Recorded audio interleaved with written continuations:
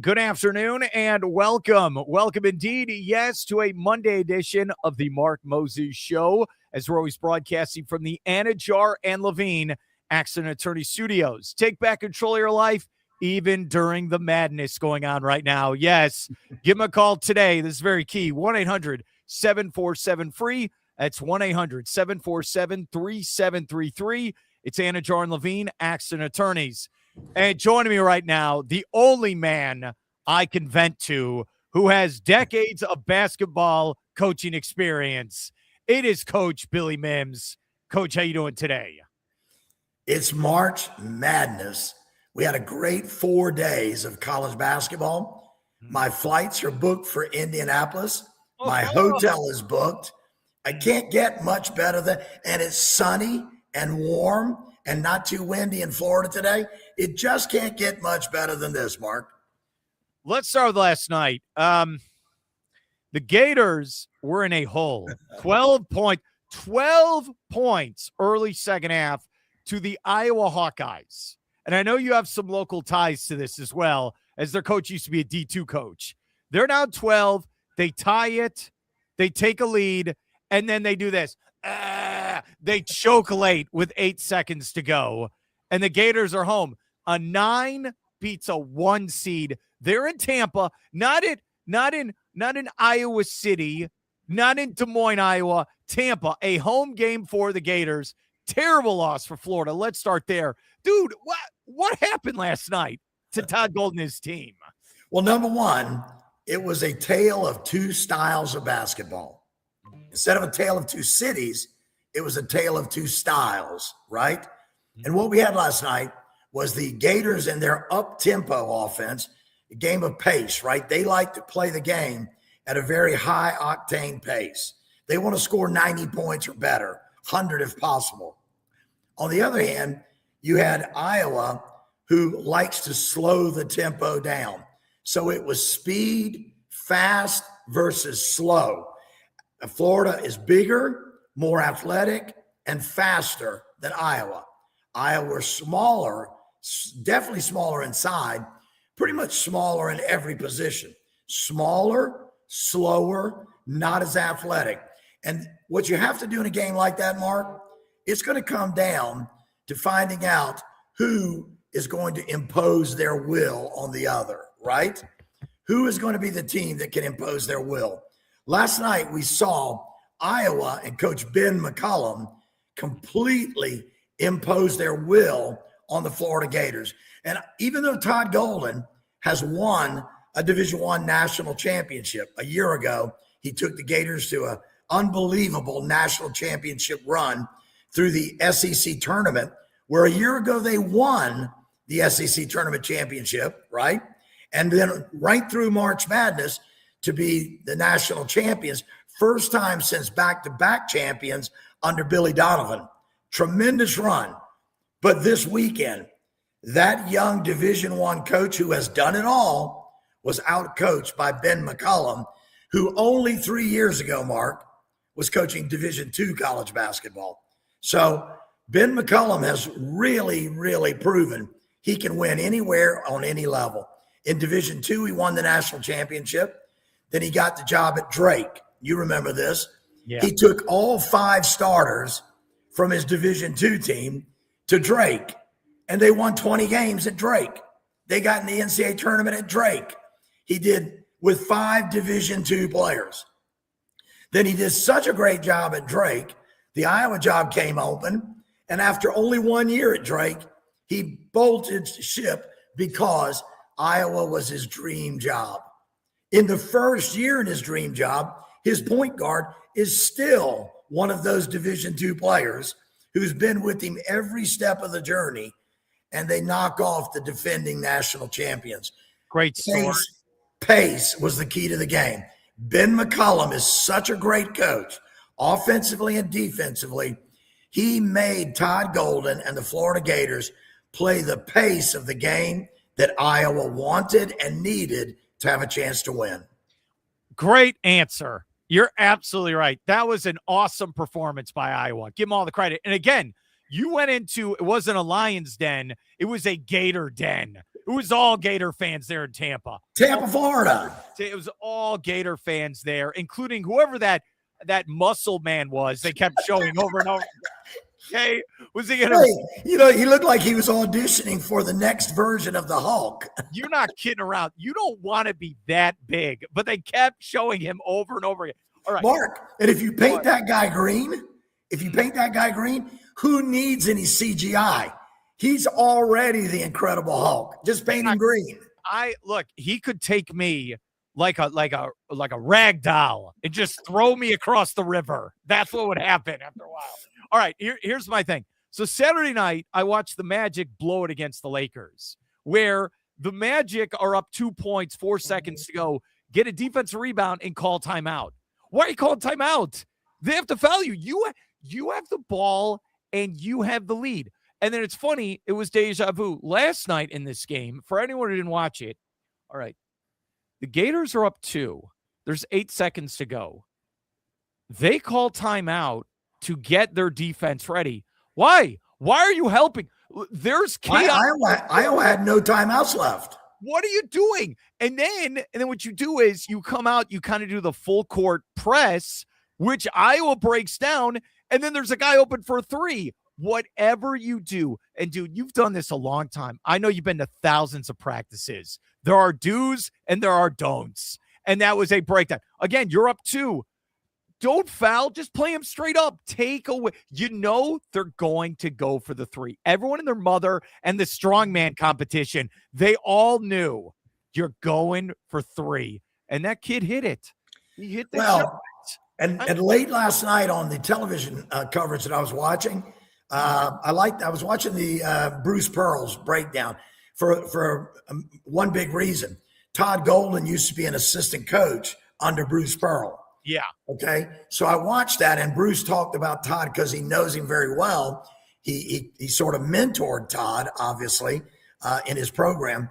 And Bruce talked about last night that he said, well, I know that Todd should have fouled him and would have fouled. He said, I think Todd would have fouled. If they could have fouled, they would have fouled.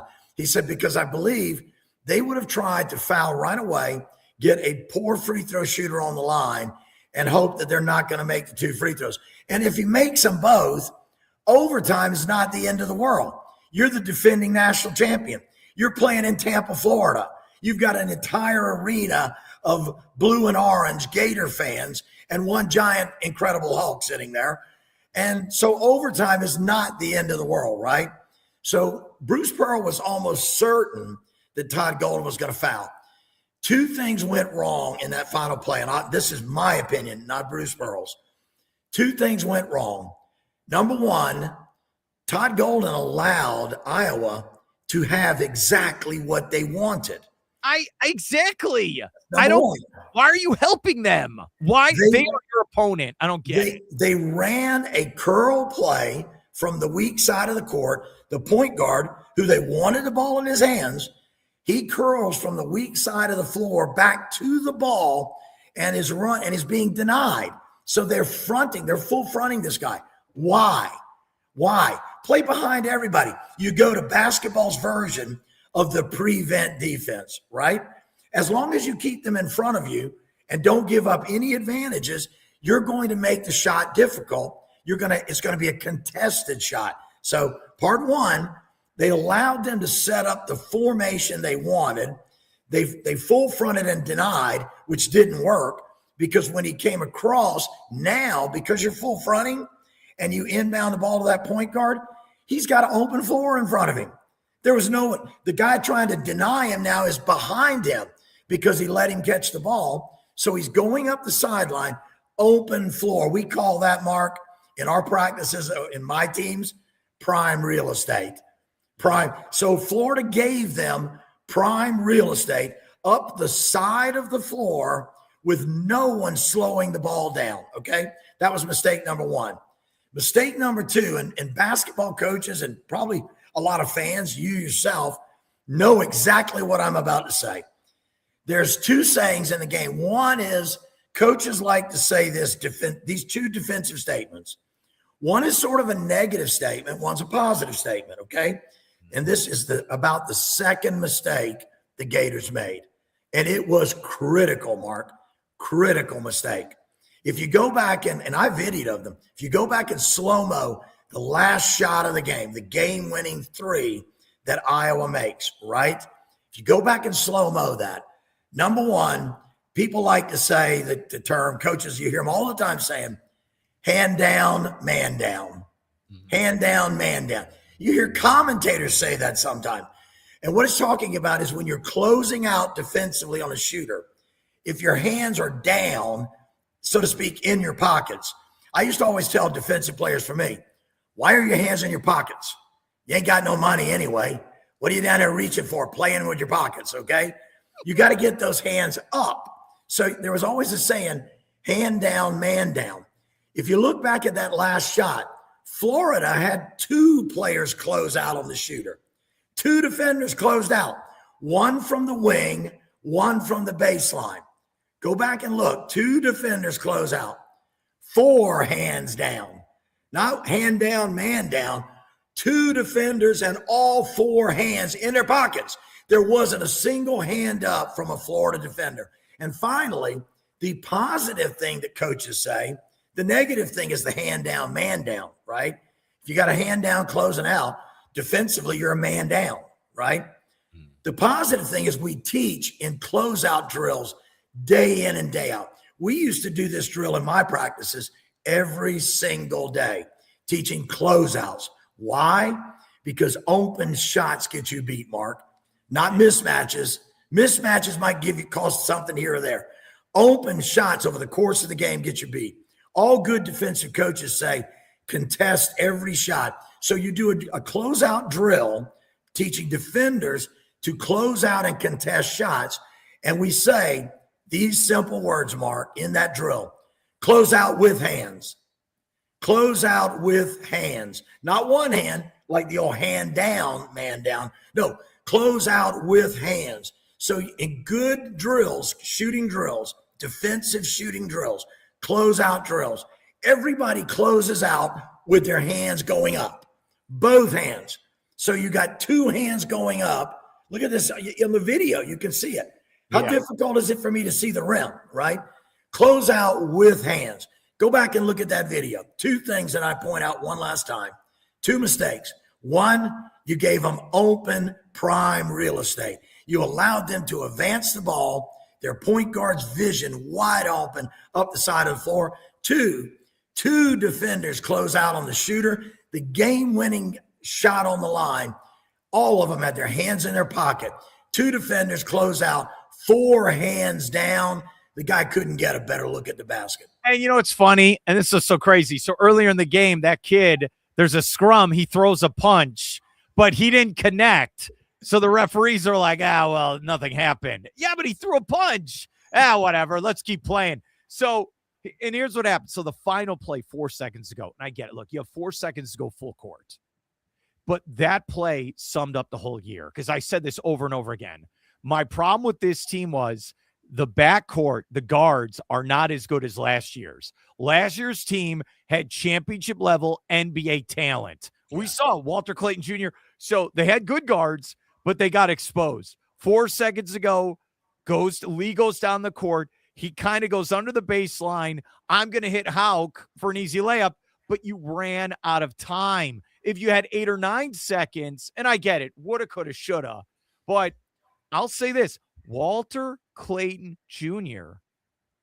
would have gotten a shot up. That's all he would have at least taken the shot. And look, it's not as good. And I don't want to take anything away. Xaverian Lee had a good game. He did. He was their leading scoring guard in the ball game, right? I thought he had a great season. And here's the other thing. You're talking about a player that some people say, well, why didn't they have the ball in Boogie Flan's hands, right? I mean, Boogie Flan is their point guard. He's their playmaker, and he's a guy that could have got his way through that crowd in the paint. You do want to attack them. You're only down 1. You want to attack the bucket, right? But you want to try to attack it right down the heart of the defense. What Florida did was run around the defense. Xavier ran around the defense, right? Not enough time. No, and when he went baseline, Mark, and he got under the basket, and all of a sudden he's got to decide what to do. He's throwing the ball, trying to pass the ball into a ton of traffic. There was a traffic jam in the paint like you would see on I-95 in Brevard County, okay? There was a traffic jam. So the question mark goes, why did he go up the sideline to the baseline, circling around Iowa's defense? Maybe the ball should have been in Boogie Flan's hands and gone straight through the heart of the defense and attack, because what you want to do there is simply go at the worst case scenario, you get a charge called, right? But attack the defense, make the referees blow the whistle, put you on the free throw line with a chance to win the game. And that's why they're at home. I mean, Vandy exposed them a little in the SEC tournament. And look, I know that game Friday night, they were up 65 points. I think you and me could have scored in that game against the 16th seed. All right. I feel bad saying that, but it's a tough loss. It is. And I give credit to Iowa. So now, because, the world isn't crazy enough, now the Sweet 16 matchup is Iowa versus Nebraska. What? What are you talking? What? Okay. It was in my thing. I'll just say it's about Florida. Now what?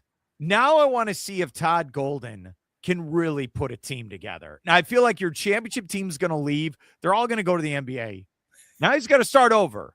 Can he do? Is this guy legit now? Can you reload like the all great coaches can in college basketball? And also let's be realistic. He inherited a lot of that talent.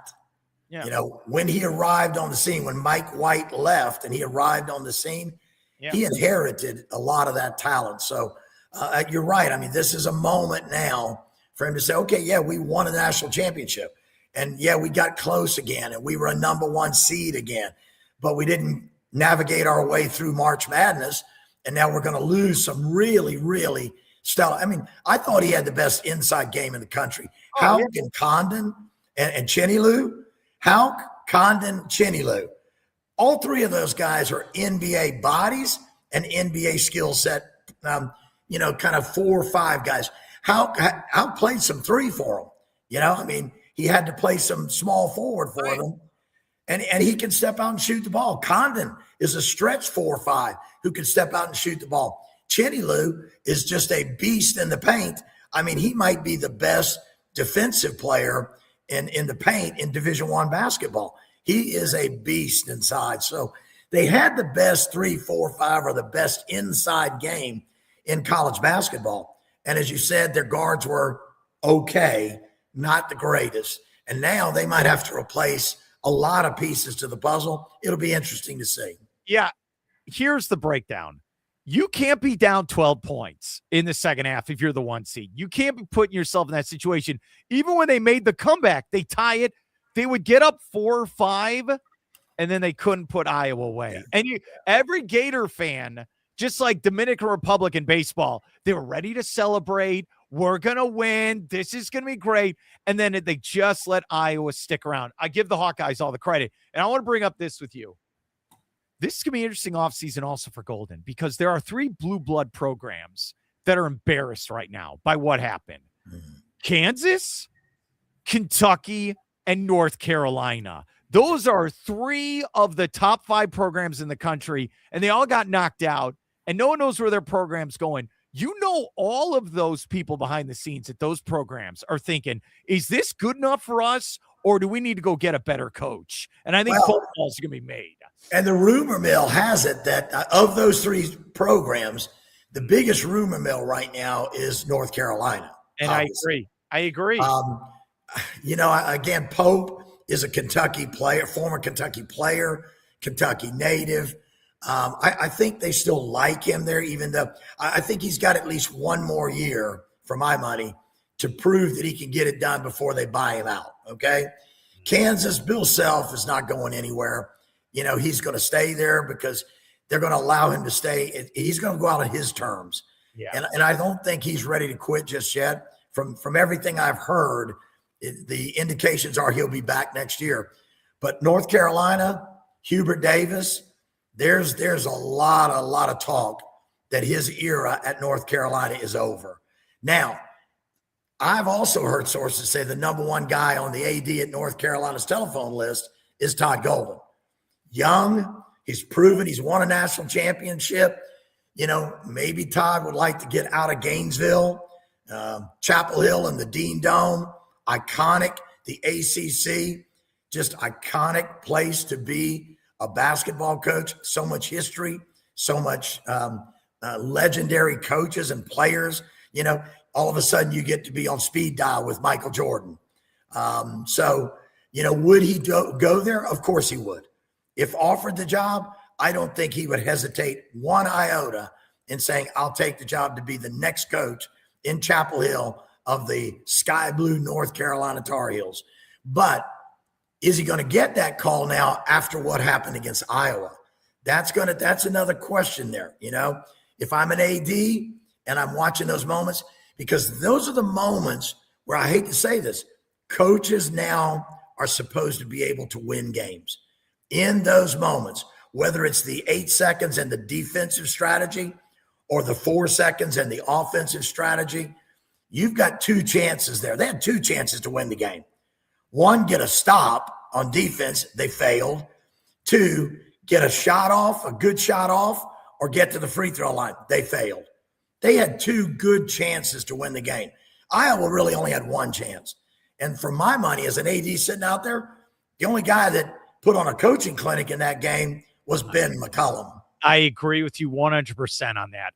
And look, it's going to be interesting. I think if you're Florida, I think you have to sit down in a couple days here with Todd Golden and be like, look, and I know he's under contract. Mm-hmm. Do you want to be here long-term? Do you want to be the face of Florida basketball? Do you want to be this guy? Because you're right. He's going to get the phone calls. He is.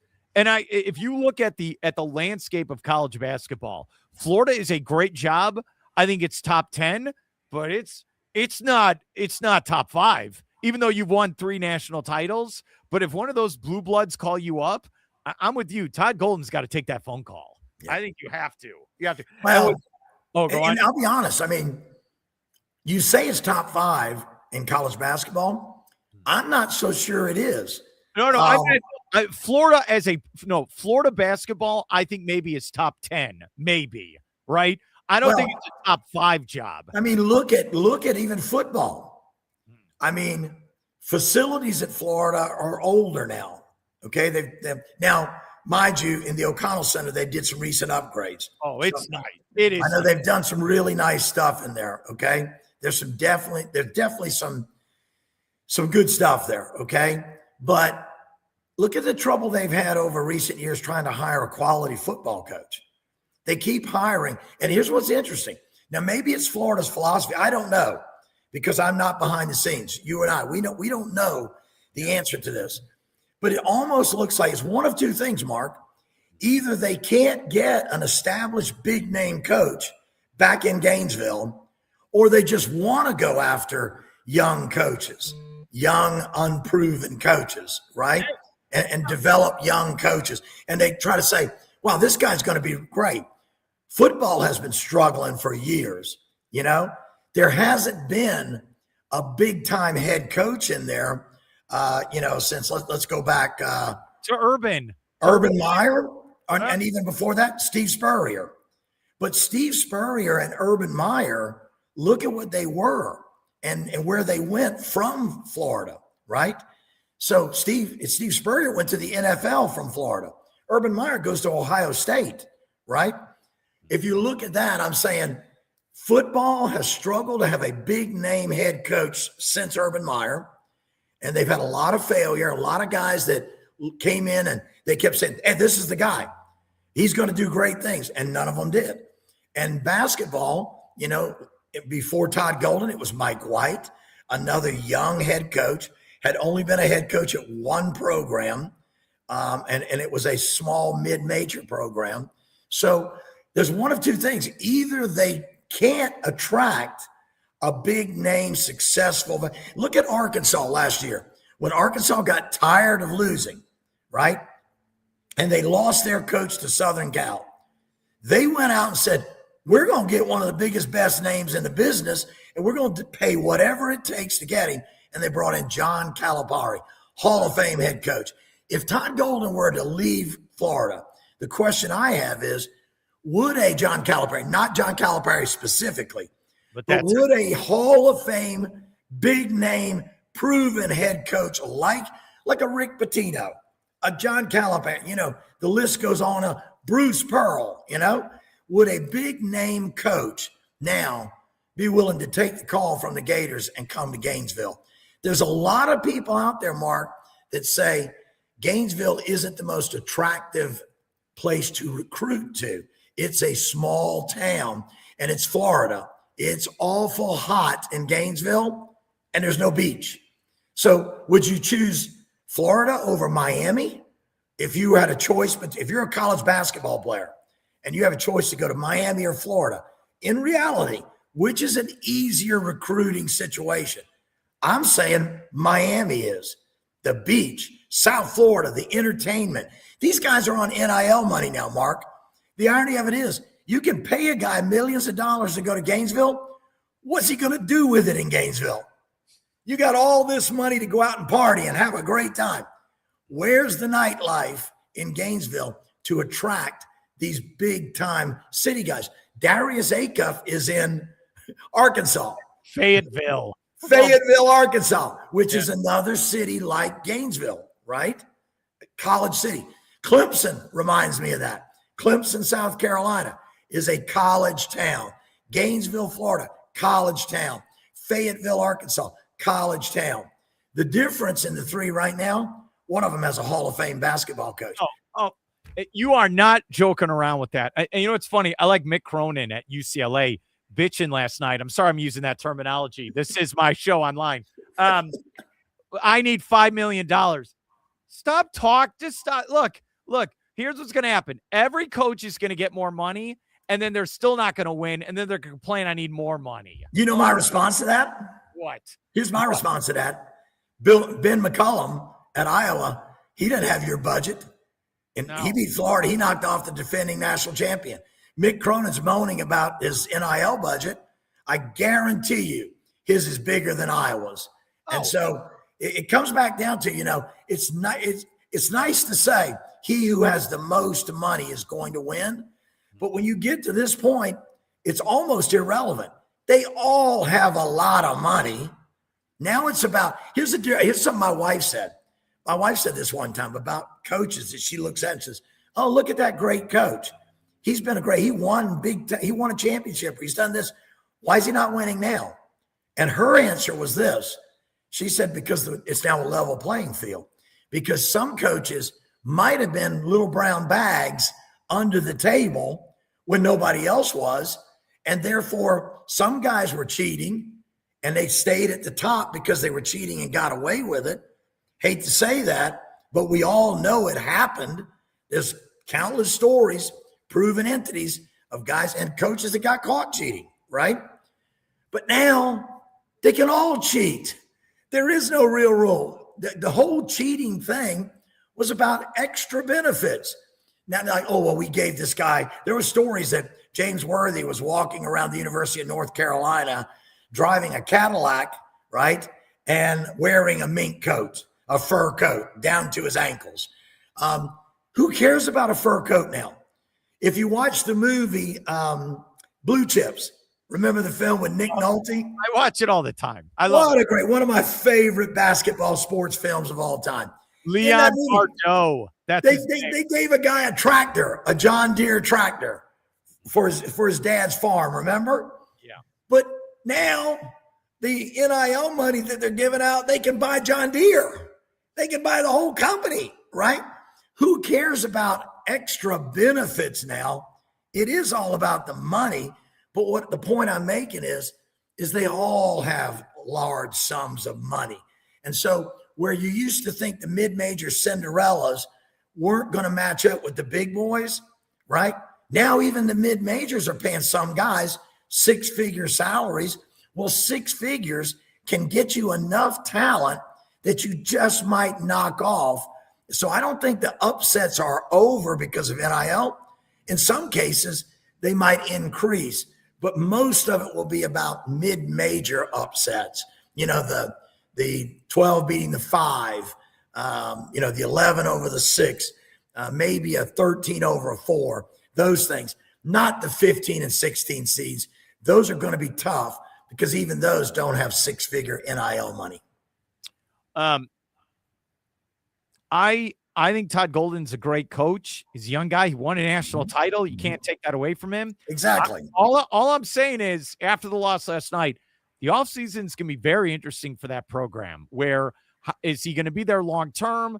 Are you going to reload the roster? You know he's going to get phone calls from these other schools. Heck, he probably had phone calls last offseason after he won the title. I mean, look, it happens to all these schools. So we're going to find out.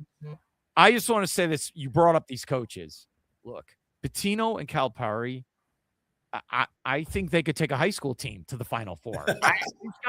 And again, I always joke about no country for old men. It's a young man's game. It appears not.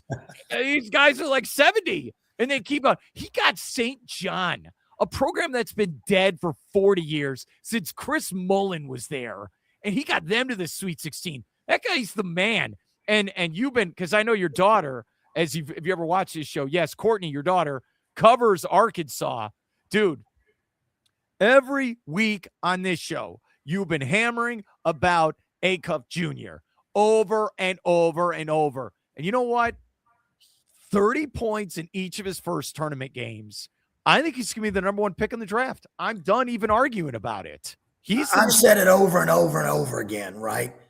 I don't think Arkansas, they got a good basketball team. Don't get me wrong. They have a very good, but they're only 7-8 players deep. That's it. They play a 7-8 man rotation. That's all they need right now. But here's the thing. If you took Darius Acuff and Malik Thomas, another freshman guard, the two of them together are the best backcourt in America. Their two freshman guards are averaging over 40 points a game between them.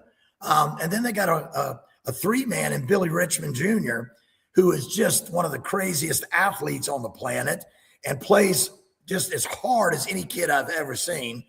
And then you go inside, and they've got Trevon Brazile, who is going to be an NBA stretch four.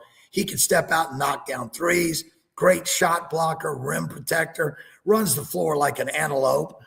They've got Malik Ewan, who has really come into his own down the stretch run. Nick Pringle, another big that sometimes starts, sometimes comes off the bench, transfer from South Carolina that's done really well for them. They've got the depth and the talent that you need, 7-8 guys.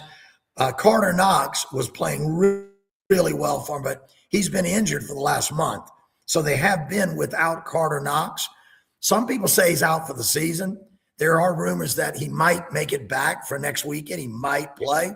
And obviously, Nick Pringle didn't play in the last two games in the tournament. And so Nick Pringle should be back. So they won these first two games basically playing like six guys, six players. Isaiah Seeley came in for a few minutes because he had to, but he doesn't. Some of the season, he didn't play at all. And sometimes he played less than 5 minutes. So they won these games with six players. I go back to saying this because you and I have had this conversation before. To be an MVP, it takes two things, right? It does nowadays, it seems, right? SGA won it last year in the NBA because everybody said, well, why didn't Jokic win it? He had better numbers. Well, but SGA's team won it all. His team won more games, right? So it might just come down to that. Here's the point I'm making. The talk by everybody has been that A.J. DeBonsa or Darren Peterson, A.J. DeBonsa from BYU or Darren Peterson from Kansas. Oh, all year, they're the top two players in college basketball. They're going to be 1-2 in the NBA draft. Those two guys. Secondly, I think to be an MVP, it takes numbers, right?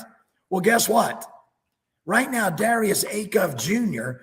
has better numbers than – now, DeBonsa scored more, okay? But the argument a year ago was, okay, Shai Gilgeous-Alexander in the NBA scored the most points in the NBA. He was the leading scorer in the NBA. He didn't lead anything else. Oh, but his team won it all, right? Okay, let's use that argument for DeBonsa. He leads the NCAA Division I in scoring right now. Number one scorer in the nation. He's not top 10 in any other category, okay? And his team is done. He's out, right? Why? Probably because Richie Saunders, their most experienced player and another great starter, from my opinion, second best player on that BYU team, went down with a torn ACL about a month ago and was out the entire end of the season and the tournament. So here's my comparison to finish that long point, but to make some sense of it. If you took Darius Acuff Jr. off the Arkansas Razorbacks, they wouldn't be the SEC champs. They wouldn't be where they are. He has carried that team on his back to greatness because in clutch moments, he's Mr. Clutch. He steps up to win games, whether it's making the right pass or making the right shot, making the right decision with the ball, whatever. He steps up down the stretch to win games. A.J. DeBonsa, his team still has him. They lost one player. Okay, Arkansas lost Carter Knox. But Darius Acuff's still winning. A.J. DeBonsa is not. Darren Peterson has been an injury nightmare all season. And Kansas, even with him in the NCAA tournament, are going home. They didn't get to the Sweet 16. So the top three guys have been DeBonsa, Peterson, Acuff. If I'm an NBA scout right now, number one, I'm taking Darius Acuff Jr. He's a winner. I heard Coach K on X this morning on an interview. I think it was on the Pat McAfee show. I saw it on social media. Yeah. Coach K said on the Pat McAfee show, Darius Acuff Jr. is one of the top three players in college basketball. Okay, I've been saying that all season. Coach K, get off the fence here. He's not one of the top three. That's not news. He's the best player in college basketball. All right, my description of him, okay, the game slows down for him, which is something you can't teach. It's a natural God-given talent. When you watch a James Harden in his prime, he just, like the game is so fast, right? And all these things are happening. But when Acuff has the ball in his hands, he's just smooth. Okay, I know. And they try to hype him like he's going to be Iverson, right? But he's bigger than Iverson. Yeah. Bigger. Now, look, Iverson he is stronger. Now, look, Iverson was a superhero where he was 5'11", 165, and then he's dunking on people. Like, I saw Iverson. Did you get to see him in his prime? Yes, I did. Like, oh, my, amazing. Just incredible. But he kind of reminds me of like how Damian Lillard kind of would walk and run around a court as well. And think of the people I'm comparing him to already. Harden, like he's kind of like a right-handed Brunson as well. Yeah. Where you're like, look, you get the ball in his hands. How many guys in the NBA are like this that we have right now, where you're going to get a legitimate 10-year starter, superstar, where the ball will be in his hands, pace of play, everything will be dictated by him. You can trust him with the ball. How many guys you have that in the NBA right now? Mark, he's a franchise player for my money. He's a franchise player. And I'm going to say this. Not only did he lead the SEC in scoring and assists, which hasn't been done since Pistol Pete Maravich, right? So he's done something incredible in one of the best leagues in the country. College basketball, the SEC last year had more teams in the NCAA tournament than ever before in history, any conference in history. So he's one of the best. He is the best player in one of the best leagues in the country. He shoots the three, Mark, at over 40 to 42% from three. He's a great free throw shooter. Because of that uncanny ability to see the floor, his court vision's amazing. Arkansas led the nation. You talk about entertaining basketball. They led the nation in dunks this year. They had more dunks than any team in college basketball. I didn't even know they kept that stat, but they do. They led the nation in dunks, and I'll bet you over half the dunks they had came off passes, alley-oops from Darius Acuff Jr. because he sees the court so well. He is a pinpoint passer. He can put the ball on a dime whenever he wants, wherever he wants, against whatever he wants. He can get through the paint. He's strong. Coach K said today he's got an NBA body already, okay? Yeah. I'm going to tell you a little something as well. I got a little background there. He's from Detroit, Michigan. I recruited Detroit, Michigan a lot as a college basketball coach. I like Detroit basketball. They got some dogs in Detroit. They're tough offensive players, tough defensive players. One of my former players, Demario Robinson, was from Detroit and a graduate of Cass Tech High School. Okay, Darius Acuff Jr., before transferring to prep school, played at Cass Tech in Detroit. My former player, Demario Robinson, had returned to Detroit to live and work and was working as an assistant coach, helping to develop and train Darius Acuff Jr. So I coached a player who then took some of his skills as a player from me and used those in also trying to develop maybe the best guard in America right now. So I do know what he's been through, and we call him Rio, Demario Robinson. And Rio is one of the toughest cookies I've ever coached. He became an assistant coach for me and did a great job coaching guards for me. So he went back home to his beloved Cass Tech, and why wouldn't you if you get to go back and coach a kid like Darius Acuff Jr.? You're not kidding around with that. All right. I'm very upset with college basketball right now from the standpoint of, all right, Gators are out, but I want to see Houston take on Illinois. And you know what they did? They said that's going to start at like 10:20 Thursday night, not in the morning. And why? Why would you do that? That game is going to be, look, the winner of that is beating Nebraska versus Iowa. I'm sorry to tell you this, and they're getting to the Final Four. I'm not so sure on that, right? I'm not so sure. Houston has a huge advantage, okay? They're at home. They're playing at home. How smart were they in turning down the offer to be the host school for the regional? They turned it down because if they'd have been the host school, they couldn't play in Houston. It's right. So, I mean, another great move by Kelvin Sampson there, coaching, thinking about it long term before the season even began so they could play in Houston. But a huge advantage for Houston, right? But everybody on the planet said Iowa couldn't beat Florida, the defending national champions. Ben McCollum is going to have that team ready. When you play Ben McCollum and you play Iowa, it's a total different brand of basketball from what Illinois and Houston play. Both of those guys, Brad Underwood at Illinois, those guys play high-octane basketball. He's got 5 guys that can score from half court at Illinois. They might have the best perimeter shooting team in the country. And I'd throw them up there with some NBA teams as far as just perimeter shooting goes. And I love that Pedro Stojakovic's son is on the team. Now I feel old. Okay? Hey, I mean, Illinois, almost their entire team is Eastern Europeans, okay? It is. I want to say this. Secretly, the part of me, I'm kind of rooting for Kelvin Sampson. Go finish it, buddy. Yeah. He came close. I know the Gators got in the way. I'm sorry that happened. Yeah. Of all these teams, I think he's up. He's kind of like Dusty Baker in baseball, where it's like, he's been here forever. Everyone, all of his colleagues have won the title, like the Masters. They all have green jackets except him.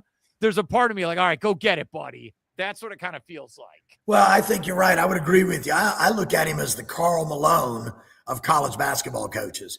Because Kelvin Sampson will be in the Basketball Hall of Fame. Yeah. He's in. He's guaranteed to be in he's now, 7th straight Sweet 16 for Houston after, a long, long absence from major college basketball. He went there and put that program back on the map. I don't think Houston had been a program since the days of Guy Lewis and Hakeem Olajuwon. Yeah. And Kelvin Sampson went back in. My very first game coaching at Florida Tech, my very first game was against Houston Cougars in Houston. Oh, really? I scheduled that game with a friend of mine who was on the staff. So the very first game I ever coached in Melbourne, Florida, before my 20 years at Florida Tech, I took the Florida Tech Panthers to Houston, Texas, and we played the Houston Cougars. And we walked into practice there the day before the game, and I got all these young college guys there, and they're looking up at the banners, and they're seeing all these Hakeem Olajuwon banners, Clyde the Glide Drexler. Remember Clyde Drexler? You've got all these banners up there in Houston, and Guy Lewis, who chewed on his towel on his knees, And my guys, they only knew one of them. They only knew Hakeem the Dream. They'd heard about him through some social media spot. They didn't know any of the other guys. And I said, guys, this is the home of Phi Slamma Jamma, right? That was at the time. They were the Houston Cougars under Guy Lewis were the most exciting, entertaining team in college basketball. Phi Slamma Jamma. And North Carolina State and Jim Valvano took the air out of the ball one night, slowed the game down, and knocked off those Houston Cougars for a national championship. I look at Kelvin Sampson as the same as Guy Lewis. Guy Lewis back then had an unbelievable team, and it was a great coach. Kelvin's got an unbelievable team and a great coach. But some of these guys are going to kind of come in. If Nebraska win, what a Cinderella story for Nebraska. If Nebraska win, then it is an unbelievable Cinderella tale for Iowa or Nebraska, either one of those teams. But when Houston play them, the game is going to be so different. They don't have the athletes to match up with Houston. They don't play the same style of defensive pressure that Houston does. And on the offensive end of the floor, Houston has the big horses that can score points when they have to. I look at those other two teams of being really fundamentally sound teams, well-coached teams who depend on their style and the pace of the game. You said about Darius Acuff that he can slow the game down, right? I think Ben McCollum and Hoiberg at Nebraska now, I say both of those guys are doing a tremendous job as coaches of slowing the game down, controlling the pace, controlling the tempo, and playing within their system, giving themselves a chance to win the game. For somebody to beat Nebraska or Iowa right now, they got to play bully ball, not bully ball in the paint, so to speak, bully ball and forcing Iowa and Nebraska, Hoiberg and McCollum. They got to force those guys to play their style of basketball and not let McCollum or Hoiberg dictate the way the game's going to be played. I lived in both those states. I forget that sometimes. Those two programs hate each other. That's a rivalry. Okay. Since you lived in both states, I got to ask you this. Is this game a game of corn Huskers versus cornfields? It's Hawkeyes versus Cornhuskers. Okay. But what's the terrain? And I've never been to Iowa. Iowa has a lot of corn there as well. This is what I'm saying. I think it's corn Huskers versus cornfields. Oh man, they were showing the video of the play-by-play announcer for the Huskers. I met him once. It's like Ken something. I apologize. It's been a long couple of days watching basketball. He's been calling those games for 40 years on the radio. They've never won a tournament game before. And now they've won two of them. And Fred Hoiberg, the mayor, who, played in the NBA, played for the Bulls, he's a Husker through and through. The fact that he got those, oh, man. And one of them's going to win that game. I feel bad someone has to lose that game. I'm with you on that. Did you see the moment afterwards? After Nebraska won that first NCAA tournament game, the first one ever, as he was trying to wrap the game up on the radio mic, he took a handkerchief out and was wiping his tears. He broke down. He was crying, Mark. I think his famous line in there, if you never thought you'd see it happen. That was his line. 40 years. And my brother's like, what do you mean? I go, yeah. First time. I go, he's like, how long have they been playing? I don't know, 100 years? 100 years. I mean, it's like Indiana football. They've been bad for 100 years. And now they figure out whatever. So anything is possible. Okay. Anything. It's all of a sudden it's bizarro world, right? All right. Let's end with this. Indiana, as you said, basketball school. No. This year they won the National Football Championship. Bob Knight turned over his grave a dozen times, right? Look, it was a basketball school. Nebraska is a football school. And all of a sudden, their basketball team is more popular than their football team. The other one is Michael Jordan keeps winning at NASCAR. His driver won his 4th race. 4th. So Jordan, I don't know if you saw the video. Jordan's like there on pit row. He's just high-fiving everyone. You know what else he does? It's like it's taking him back to his Chicago Bulls days, the winning and dominating, and the rings and multiple championships. He's lighting up a cigar after every race. Oh, here's going to be Jordan. He's like, yeah, I'm going to dominate NASCAR. I'm going to take everyone's money here as well, smoking the cigar. And then they're going to Mr. Jordan, we have a phone call for you. What is it? It's from Chapel Hill. What's wrong? We're terrible at basketball now. Oh, I don't think so. Okay. No. Yeah, would it be interesting if he said, you know what? I want to come coach that. I've never coached a game in my life, but I want to come coach. I want to turn my program back around. Oh, sure. Would that not be, hey, we are living in bizarro world. Yeah, I mean, look, he was one of the worst GMs ever, and then he was one of the worst owners ever. But sure, go be coach now. All right. Let's start with this. How does your bracket look? I'll tell you this. I still have my Final Four alive. My Final Four. Who did I have? Duke, Houston, which a lot of people have. But the other side of my bracket, I'm going to surprise you. I've got Iowa State making it from the 2 seed to the Final Four. I don't think there's that much of a difference, and we've seen it in these games, between a 1 seed and a 2 seed. Not much difference. Iowa State have to beat Michigan. I think they can. Michigan lost in the Big Ten tournament to somebody. They didn't win the Big Ten tournament. Florida didn't win the SEC tournament. They got knocked out by a team that wasn't supposed to beat them, Iowa. And what was Iowa seeding wise? 9. They were a 9 seed in that game. Okay. Who's your 4th team? What do you have? Oh no. Oh my, you're all in. Listen, I just think this. Last year, Florida got on a roll late. They weren't the best team in America all season long. They won the SEC championship and went on to win 6 more games to win the national championship. They got better. They got that group, their group gelled. They were a team, right? The chemistry was amazing, and it all just gelled, right? Mm-hmm. Arkansas got really pretty good down the stretch. They had one big loss down the stretch, obviously, to Florida. They had a tough loss in double overtime to Alabama. But since then, they've been perfect. They won the SEC tournament. They're now going to the Sweet 16. They have a Hall of Fame coach who's been in this situation many times. And what did John Calipari say on the post-game interview when they put the mic in his face? Said, "How can you explain what took place the last few minutes of the game?"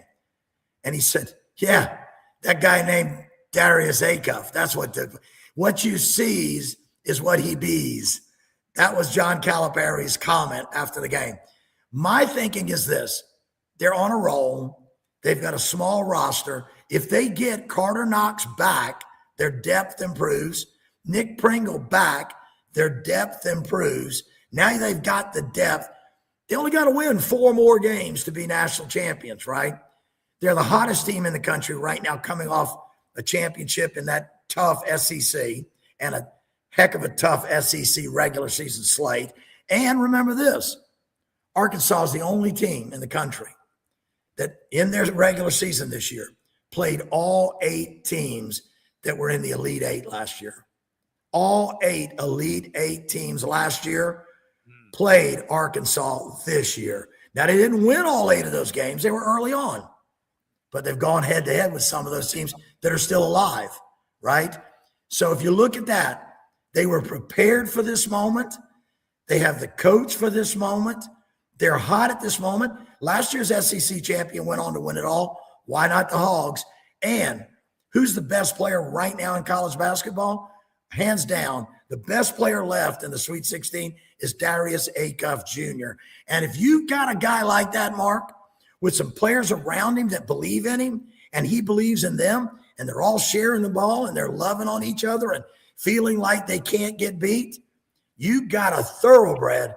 And as the old saying goes, you can't win the Kentucky Derby riding a jackass. You need some thoroughbreds. The Arkansas Razorbacks right now have enough thoroughbreds and one Triple Crown winner in Darius Acuff Jr. to be that team that can do it. Now, are they absolutely going to do it? I can't say so. But I'm telling you right now, they got as good a chance as anybody. So I got them in my Final Four, and I got them going against Duke. I'd love to see Duke, Arkansas rematch in the national championship game. And the thing with Arkansas is, you know what woke them up? Getting their butts whooped by Florida. And ever since then, they woke up. And February's the perfect time to get embarrassed, get your head kicked in, and then you get ready for March. That's what happens. Totally agree. Yeah. Coach Mims, thank you so much for your help. Next week, come on. We'll preview the Final Four. All right, man? Thanks, Mark. Always a pleasure.